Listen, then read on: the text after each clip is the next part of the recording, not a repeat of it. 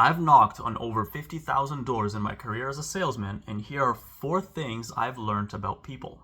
So, number one, it's very easy to guess how fast a person is going to make a decision based on their social economic status.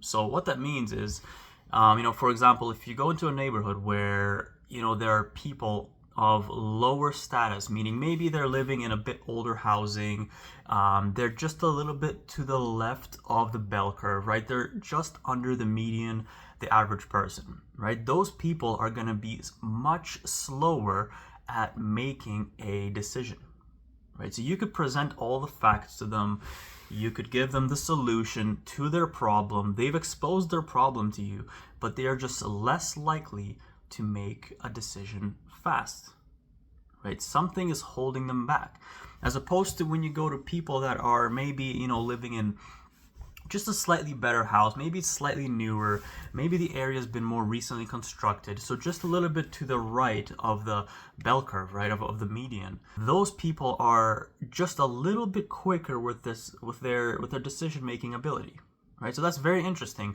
I would always question it. Why is it that when I speak to certain groups of people, depending on their social economic status, why is it that they're taking forever to decide? Or some people are extremely fast with their decisions, right? You present them the facts and they're like, sounds good, of course, right? Let's do it.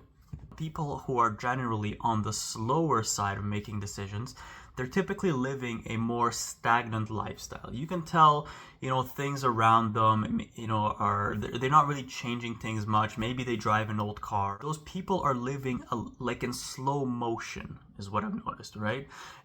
It's not that they're content. They complain about everything in their lives, but it's just that they're unwilling to decide or to take a step forward, right? They're very stuck in their comfort and in their own ways.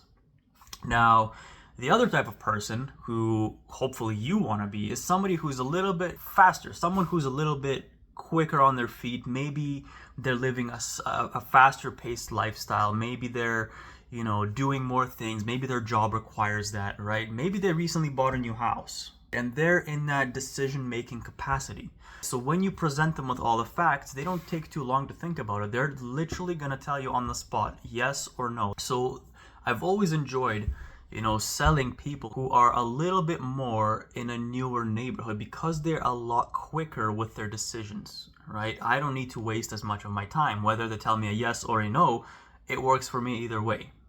Now, I'm not talking at all whether it's completely poor and, they're living in the ghetto or they're extremely filthy rich, right? I'm just talking about the people who are, somewhere around the middle of the bell curve. They're just a little bit to the right or to the left. There's a big difference in their decision-making capacity.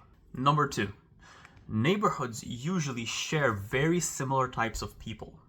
So this could range from maybe just, 5, 6, 8 houses. Maybe this could be an entire street, and sometimes it's a whole neighborhood that you're going to run into the exact same types of people.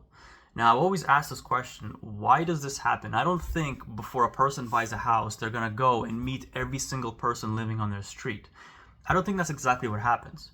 Maybe you ran into a rude person. Most likely, the few houses that are in the same proximity, they're generally going to be more rude people. Another example, if you run into one Karen and then a second Karen, chances are there are probably 10 other Karens in that neighborhood who act and behave exactly the same, but all think they're individual.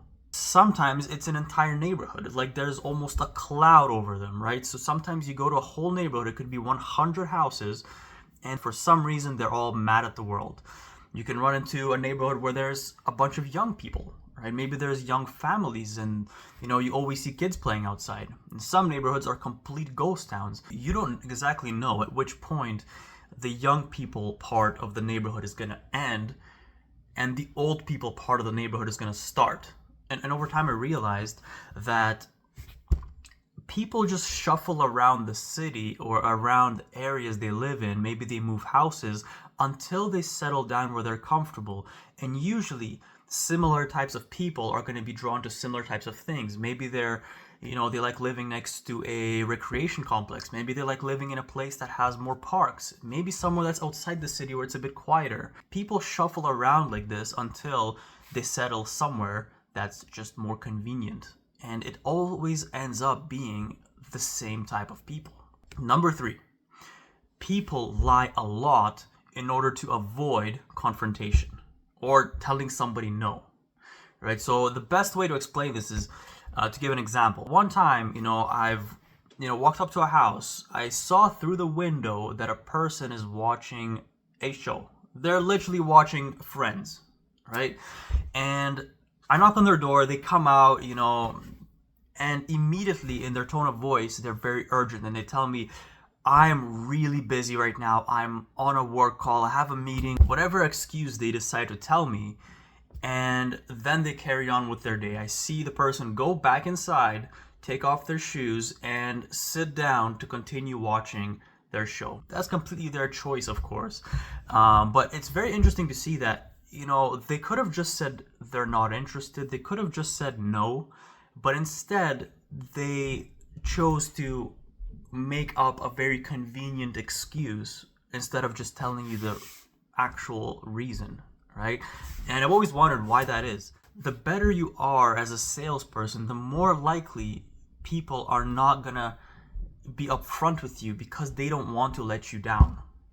Right? Imagine this. You show up at someone's house, you're excited, you even threw in a joke, you made them laugh, right? You started the conversation on a very positive note, right? And they know in their mind that they just want to say no. They can't help but continue with your conversation, right? You just kind of pulled them into it. So in order for them to escape that interaction, they don't want to bear the weight or the responsibility of saying, I personally don't want whatever you're offering if you're such a nice person and you're such a great salesman.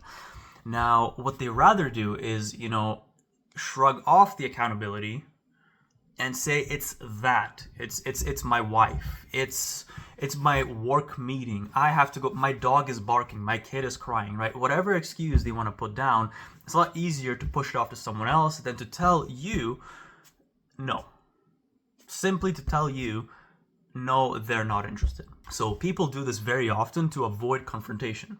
Now, if you're somebody who's a novice, maybe you're just starting out, maybe your eye contact is not on point, you might be a little bit lost in your words, you're not really taking control of the interaction, it's going to be a lot easier for them to let you down and not feel bad about it.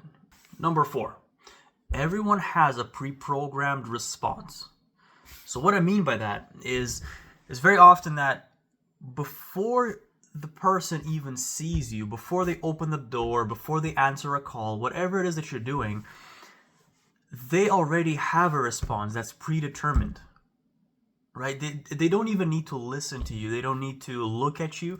As they're walking through their house to the door to answer it, they see you, through their little window. They already have a response ready. That's just a defense mechanism.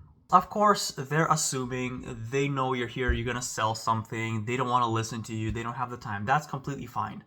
Now, for those people that actually have an issue or a problem, but they don't want to listen to your solution because they don't even know you have their solution, how do you get through to them?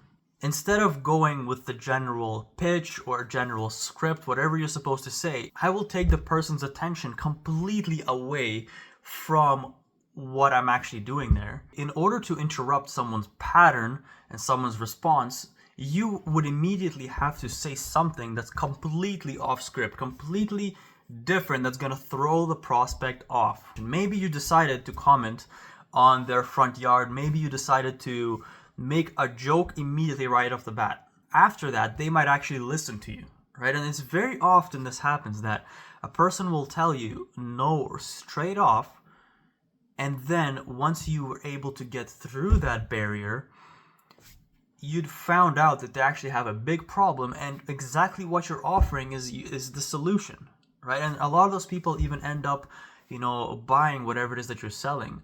And after, some of them even apologize. Hey, well, I'm sorry I was about to just say no to you. I didn't know what you have to offer. I didn't know that you actually had this because I thought that. Of course, you didn't know because you didn't listen, right? So that's a very NPC response, right? It's very pre-programmed, especially in neighborhoods that have a lot of people knocking on their door, a lot of people being visited. They already know what they're going to say before meeting you. So to quickly recap everything, number one, it's very easy to tell a person's rate at making a decision based on their social economic status. Number two, similar types of people live in groups without even realizing it. Number three, people rather lie than say no. And number four, everyone has a pre-programmed response ready. So these are 4 things I learned about people while doing sales.